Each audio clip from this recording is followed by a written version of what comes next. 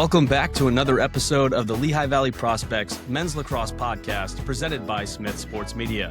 I'm your host, LJ Smith, and on this first Coach's Corner segment, I have the pleasure of being joined alongside the head coach of King's College, AJ Bungert. AJ, how are you doing? Doing well, AJ. Thanks. Appreciate you taking time to talk with me and kind of share your experiences as a coach, as a player, and your recruiting philosophy and finding kids to give them the experience similar to what you had. So let's talk a little bit about yourself. When did you first start playing lacrosse? Were there any other sports that you kind of played, or was lacrosse your go-to sport? Yeah, I played a little bit of everything. Soccer and t-ball as a young kid. Football, basketball, wrestling, diving, and swimming a little bit. But lacrosse was always the primary sport for me. Grew up in Long Island, older brother who's 5 years older, so I started playing in the backyard around 5 years old, and started playing organized lacrosse at 6 years old, and been doing it ever since. Youth lacrosse, what was that like? Was it like a youth program in that area? The exposure from your brother? What kind of all went into that? Yeah, there was the PAL Athletic League, the Police Athletic League in Long Island. That was kind of where I got my start. I had an aunt who worked in the police department who was involved in the PAL, as well as a couple uncles that were always coaching, and an older cousin and an older brother who were playing. So very kind of what you did in Long Island was you played lacrosse in the springtime and the summer, and anytime you can get out on the grass, you had your stick in. And as my uncle said, you always have to have your gloves on. Your stick is in your hand, your gloves better be with you. So, all right, I got you. Good advice for sure. So learning the sport of lacrosse, going up into middle school and high school, what was that progression like for you? Did it come to you easily? Did you have to work harder than your peers? I always felt like I had to get a lot of work in outside of practice, with my brother and my dad kind of telling me to get out in the backyard with a bucket of balls, and anything I was doing right-handed, I had to do left-handed. So the extra work was something I didn't really shy away from. At the young age, it was just more fun playing lacrosse in the backyard and getting to take some shots and play catch with my brother. When the younger brother got old enough that we could throw him in the goal and shoot on him, we did that as well. But yeah, the extra work was something that I always kind of really enjoyed doing. I liked being the guy on the field with the most reliable stick, so it became something for me that I always wanted to work on between the pitch back. And in Long Island, there were walls all over the place, and we moved to Pennsylvania when I was about 10, and it was hard to find a wall that wasn't attached to a school building. Me and my older brother, once he got his driver's license, got thrown out of a couple of parking lots of stop banging your ball on the side of my office or my classroom. So, but we got the rebounder for the backyard, and found our way around it.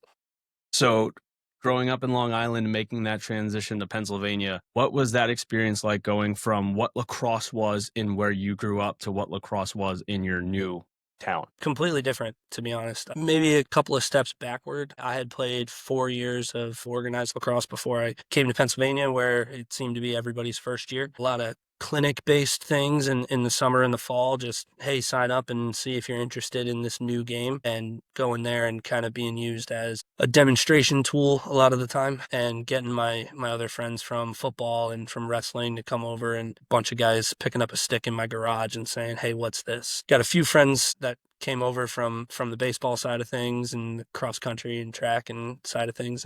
Getting them on the team was always my goal. Having someone else to play with in the backyard was my goal. As my older brother got into college, I was going to need some more friends to pass the ball around with. So that was kind of how we went about it. Stepping in a younger age and being the guy that a lot of guys look to be honest, I realized pretty early on that I was going to have to develop some leadership abilities on and off the field. So I think that was a really good thing in my own personal journey, was being able to kind of figure out how to pick those up around me at an early age, and help those guys kind of figure out what it is that we're looking to do. Some of them took that and really ran with it and became some really good players down the road in middle school and high school, and then went off into the college ranks as well. So playing, you said you moved into the state of Pennsylvania around 10. A lot of those clubs were, just like you mentioned, clinics. So when you got to high school, was it just becoming an organized sport in this area? Yeah, so my freshman year at Parkland High School, we were still classified as a club sport, so organizationally kind of run. But going into my sophomore year is when the PIAA recognized lacrosse. So my sophomore, junior, and senior year were the first 3 years of being a PIAA sanctioned sport, full support of the athletic department for uniforms and things like that were previously coming just out of booster club funds.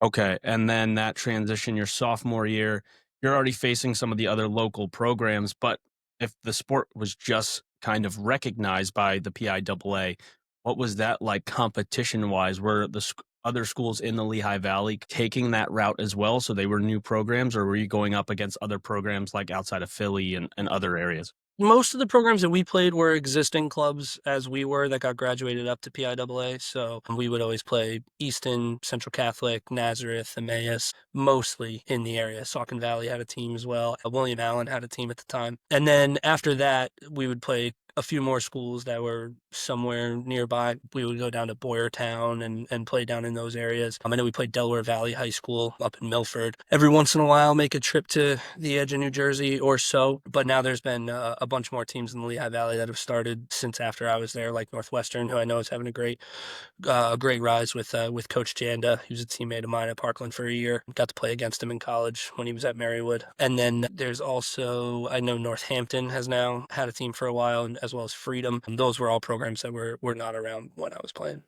So definitely the growth of the sport in the Lehigh Valley kind of booming. You were a part of that initiation of the sport of lacrosse in the Lehigh Valley becoming a PIAA recognized sport. Yeah, I like to think of it that way. We were kind of right in the middle of all that. You know, some guys were getting pulled out from when we were still in the club rank for college playing here and there, but a lot of that was primarily through the club scene. It's been great to see the amount of coaches that I run into at just a regular EPC game now when I'm coming back into the Valley. That wasn't really something happening too much back in 2010, 2011 was the college coaches attending the high school games. Most of those guys were being found in the private club scene. And that leads perfectly into the next question is what was the recruiting process like for you if high school lacrosse was just getting on the scene? You're playing in club teams as well. So you just alluded to it there. You kind of, if you coaches weren't going to high school games, you were getting seen at other clubs. Yeah, for the most part. A lot of guys whose goal was to play at the college level, and it was definitely going to be lacrosse. That was going to be their sport. Back when I was playing, a lot of guys were still playing multiple sports through high school. And I think now it's kind of shifted into some sport specific things. But a good number of my teammates that I played with were playing club lacrosse. I did not, unfortunately. I was working in the summers and couldn't really afford the rates of clubs as they were just kind of getting going. It cost X amount, and practices are an hour and 15 minutes away 3 times a week, and we just couldn't swing that. So unfortunately for me, our coach at Parkland, Jeff Chenworth, he used to, in the fall, would put together a club team that was of our Parkland team, and we would go and play in some of those fall events like Lax Fest in the summer, Lehigh King of the Mountain tournament, and that was around Thanksgiving. And I decided to play in that my senior year. That was actually where I ended up getting scouted by Kings and was able to come up and take a visit in January in my senior year. So my process was a little less traditional. I think if it would have been a few years later, could have had some college coaches looking at us on the high school games. But that, as I said, that wasn't really happening yet. So fortunately, we were able to put together a team to go into that Lehigh tournament in the fall. And I was able to catch the eye of the coach at Kings at the time, Andy Orlowski, and met with him. And he sold me on the school and the program pretty immediately. So I was taking a handful of visits at some other places kind of on my own time and trying to reach out to a coach here and there if they were interested. But I didn't have any film for them or anything like that other than just I've been playing for 20 years almost, and I really like the game. Fortunately, I was able to find my way to Kings and enjoy my 4-year playing career here. So you go with Coach Orlowski. You're on campus. How important was it stepping foot on campus, knowing that they're going to meet academic requirements that meet your expectation, but also you have the ability to play lacrosse at the collegiate level? Yeah, I think Kings was kind of an interesting thing for me, coming from Parkland High School, huge area, huge building. A lot of the kids that I was in school with went on to huge universities. Penn State was a huge draw, but you had people going to Alabama, LSU, Oklahoma, and the big school thing never really scared me. It was something like maybe I'll go and look at these other places because I was already used to that, and I didn't really know until I took my tour at Kings that these small school opportunities have huge advantages to them. I'd only ever heard the conversation between big school, small school, but no real details of that. I thought Parkland did a really good job of keeping their class sizes down, 28 to 30 in most classes. But I hear these stories of friends who went on to Ohio State and Indiana, and like I'm in a 400 person lecture. that once I started understanding what that meant, I knew that that was not for me. So being able to be here at King's and, most of my classes being somewhere between 18 and 25 students, that just made sense in my head. I like to have the conversations with the professor either before, during, or after classes. And the idea of kind of just being a number somewhere didn't really sit well with me. And then as I progressed through my academic program, I was an education major here. As things got a little more specific towards the end of the academic career, some of those numbers even came down. And that was a bit of an adjustment for me, having a class with, 8 or 10 students in it. That was a little odd. After about 2 days of it, I was like, this is awesome. We're just having conversations in here and just free flowing ideas and being able to start things off with, this might be dumb, but I just had a thought, and then running with it. So that kind of open communication that we have here in the classes at Kings, I really enjoyed. And then adding the component where you get to play lacrosse in college. So what was your playing experience like? My playing experience, I loved. I was pretty fortunate. We had a defensive-minded head coach and Coach Orlowski, and fortunately for me, we run the same defense here that I was running under Coach Chemworth at Parkland, and he was my youth coach for a few years, and then he came on to take over when we went PIAA my sophomore year, so I had already had about 7 or 8 years in the defense when I came to Kings, and that was a conversation Coach Orlowski and I had was, you already know what you're doing on the defensive end. I'm a defensive guy, so you're gonna rise up my list with that. And from a skill perspective, I felt I had all the skills I needed to be able to compete. I was never the biggest, the strongest, the fastest, the best shooter, but I was good enough at all those things and staying mentally focused on what it is that we were learning or trying to install. Doing all those things at a really high level and trying to be the most coachable kid on the team saw me kind of shoot up the depth chart. So I was fortunate enough to make it to the first line midfield as a freshman. I got to play with Conference Player of the Year, Lenny Fox. That made my job pretty easy when give the ball to Lenny and he's going to go score. And then I was able to pretty much maintain that through my career, being the coach on the field type of guy. And there was a lot of times where my line mate for a portion of the season is, hey, this guy's really, really talented. He could be a really great player for us. He just gets lost out there sometimes. So I need you to focus on your game. I need you to do the things that you're going to do really well. But every once in a while, say, hey, Mikey, you should be over here. Having that aspect of my game as a coach on the field type of thing, really allowed me and the guys around me to succeed at a higher level. Your playing career at Kings, your 4-year starter. What was your experience like when you're stepping on the field for the final time as a senior? In the end of the regular season, it was one of those, we had a home game and it was senior day and wanted to go out with a win. We were already slated into the 4 seed for our playoffs, so the game didn't matter for seeding or anything like that, but it was kind of just, one more chance with the guys at home on a senior day to go out and get another win at home. So I remember that day really, really well. We played pretty well. We got the win. That was a game where it was kind of the first time I really noticed, like, I would make a play to my buddy Kevin Sweeney, who was an attackman and a co-captain with me, and all of a sudden it was like, wow, me and Sweeney have been doing this for 4 years. That was cool. I want to try to do that again. And then when the final whistle blew, we still knew we had one more game, at least in the playoffs, but that final whistle blowing of it's time for the young guys to step up. The initial thought was, as a team captain, I hope I prepared them for this. I hope they were ready for it because it kind of snuck up on me. And then looking around at the guys that we had, I thought we were in pretty good hands. And then when we went down for our playoff game, we went down to play at Eastern University, and that one didn't really go our way. So that was one of those ones where, as the time was ticking down, score was what it was. It was an extended period of getting to reflect on it a little bit and enjoying the experience.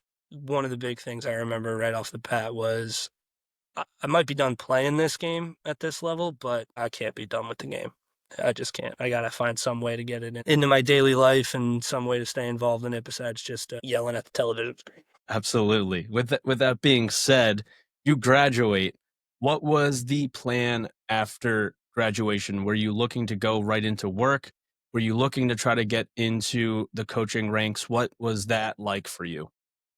Well, the initial plans immediately after graduation for me were a little weird because I still had to do my student teaching for the education side of things. Typically at Kings, we do it here in the spring of your senior year, and that just didn't line up for me to play lacrosse. So I had a couple conversations with my advisor who was strongly suggesting that I finish the student teaching and maybe don't finish the lacrosse career out, and I had to explain to him that's non-negotiable.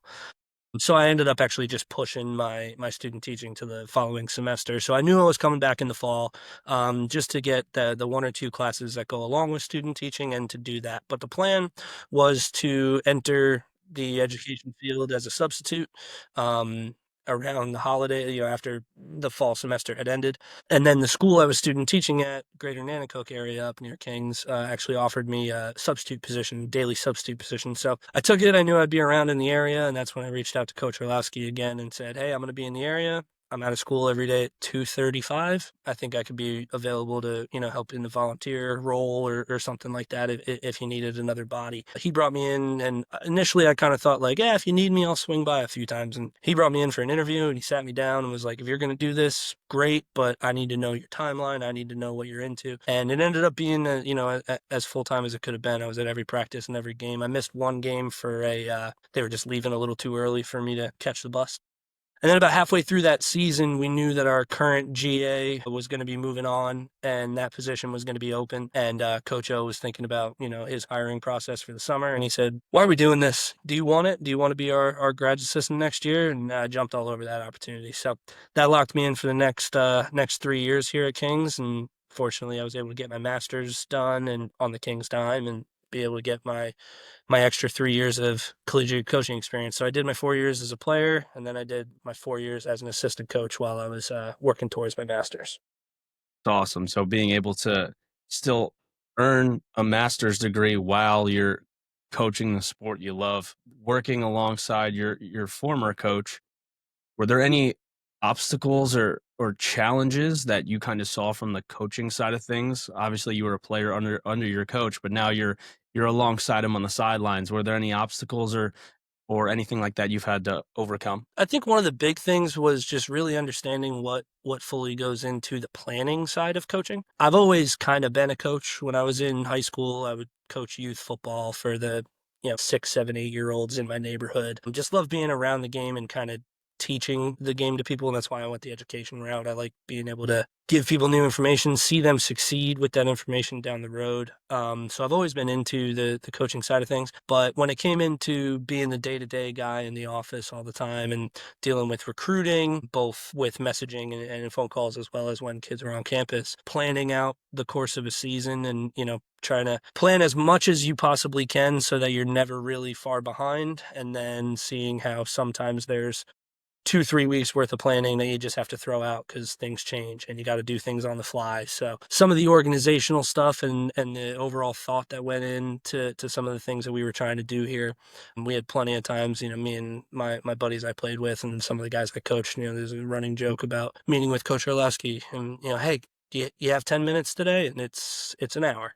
But we had tons of those meetings in the office about, "Hey, like, let me pick your brain for 15 minutes." And then 2.5 hours later, we're still trying to figure out the easiest way to do things, figure out the most efficient way to do things, how to manage our roster for a practice, who needs to be in red for, our guys who need to rep this, and who the best guys to be wearing the black pennies to give us a good look at it from a scouting perspective. All of that sort of stuff I had to learn on the fly because, as I said, I kind of always viewed myself as a coach on the field. So I was like, I know what I'm doing. I understand the game. I understand why we're doing these sort of systems or whatnot. But the organization of how to go about practicing it, how to make sure you can explain a drill in 3 minutes so that we can run it for 12 minutes so that we can reflect on it for 10 after. And how can we get the most amount of understanding out of the guys? How can we get the most amount of reps without those reps teetering off for, rep 45 and 50 of a certain drill? So some of those things I definitely needed to have my eyes open to, but I was really, really grateful for those opportunities of how to build a practice from the ground up, how to take a program that exists to a higher level, and how to tear down and restart when you see things that aren't really going the way that you hope they would. So you mentioned that was around 2019 you finished your degree. What was after that? Did you stay on staff? What was your next step after obtaining your master's degree? Yeah, after I had finished the master's degree, the assistant coaching position here had sort of run its course for me. So at that point, the plan was to go back to Lehigh Valley and try to get a teaching job and try to get involved in the high school lacrosse scene as much as I could around the area. Had an interview for a teaching job at Parkland. Unfortunately, didn't get it on the first go round and was looking forward to reaching out to the Parkland staff for the lacrosse side of things, seeing if they needed an extra coach or even a volunteer then just to be around the game when former classmate of mine at Parkland, good friend of mine, Greg Kemper, reached out to me and he said, "Hey, I know you're done at Kings and I know you're getting ready to do the education thing, but I'm living in California, I have this business that I'm doing, and I'd really love for you to come out and work with me on this for a little while."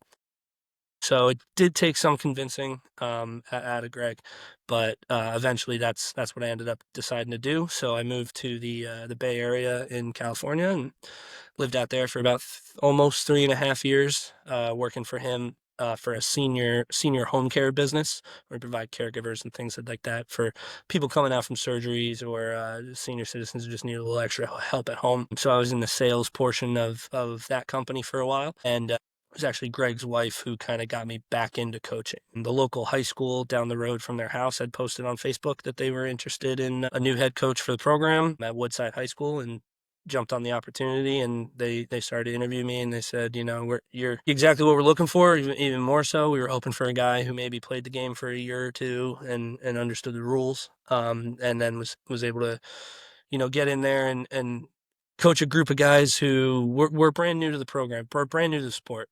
I think we had 21 players on the team, 16 of which had never played the game before. So that was a unique experience of being able to get high school kids who hadn't played it, trying to break some habits that they just learned on their own or trying to explain the right way to do things. But I had a really great receptive group of kids there, and getting back into that high school season, that final year I was there in 2022, I believe it was, that was a great experience and something that kind of springboarded me back to here. That's really cool, having the ability and opportunity to go across the country, do something completely different, but also fall back into the sport in a coaching position at the high school level. And then you have the opportunity then to come back and become the head coach at your alma mater. So tell me about what that experience was like. What was that process like for you?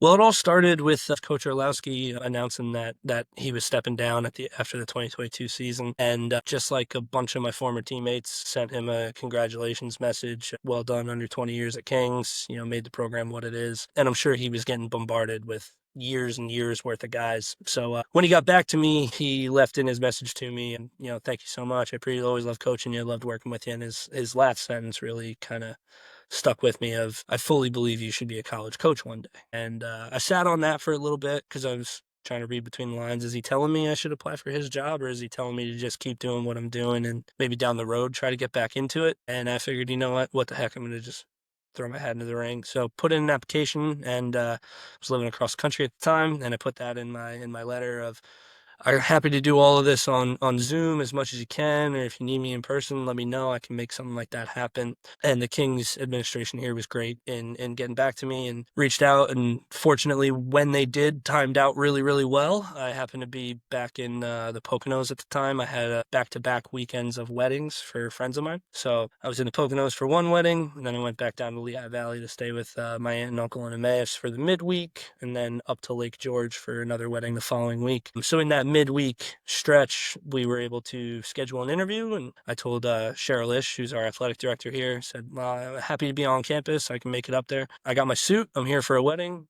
I'll be there." So we were able to, I think I got the call from her on Friday, and then I interviewed on Tuesday. And by the following Tuesday, I had gotten the offer. So jumped all over it, and was really excited about the opportunity to come back to, one, coach at the alma mater again, get back involved with the school that gave me so much right from the jump, and to really get our alumni to be involved in what we're trying to do. Of our recent last 12 graduating classes or so, I either played with or coached most of those guys for at least one or two of their years here. Trying to reach back out to those guys, get them up for our alumni events. I think we had 33 guys return this year for our alumni game that we held in the fall. The pressure I'm getting from the guys right now is I got to get the golf tournament going again. Okay. Yeah, fair. So you became the fourth head coach since the program became varsity in the 98-99 academic year. You take over Coach Orlowski's role. Did you feel like you had big shoes to fill? What was going through your head? Like, obviously, you get the offer and you jump all over it. What's your mindset as soon as you say yes? But the big shoes to fill, absolutely. Anyone who played for Coach L will tell you he's a commanding presence. He's an intense guy who absolutely loves his players and would do anything for them, but at the same time is going to hold you to a standard and make sure that if you're here at Kings and you're doing the things that we're trying to do, you're doing them in the right way. Coach O is very big on culture and behavior and how you carried yourself, and really fully believed that the number one goal of a Division III collegiate coach is how to turn a young boy into a young man. We got 4 years to do that here. And self-responsibility, accountability, hard work, leadership, all things that we preach within our program. A lot of that carried right over from Coach O. I knew there was a lot of things in the way that he attacked a season, an academic year that I wanted to carry over. Some things that I wanted to maybe throw my own style on for sure, but I think anyone will tell you Coach O is Kings College Men's Lacrosse. He was here for 20 years, took the program from what it was when it was starting, built it to what it was when he left. Right in the middle there, reaching the pinnacle of the success that he can have with 2012 to 2015, 4 straight playoff appearances. In 2012, we hosted our first ever home playoff game. We were the 2 seed. The same year as when he coached his first player of the year in Lenny Fox. We had co-rookie of the year in Kevin Sweeney. He was fortunate enough to claim coach of the year that year for the Freedom Conference. Continuing on, a lot of guys that have had a lot of really high levels of success under him. So certainly a lot to live up to. But that's why we got the pictures on the wall, reminding us of where we've been before, sure, but the program hasn't reached what we've wanted it to for a while now.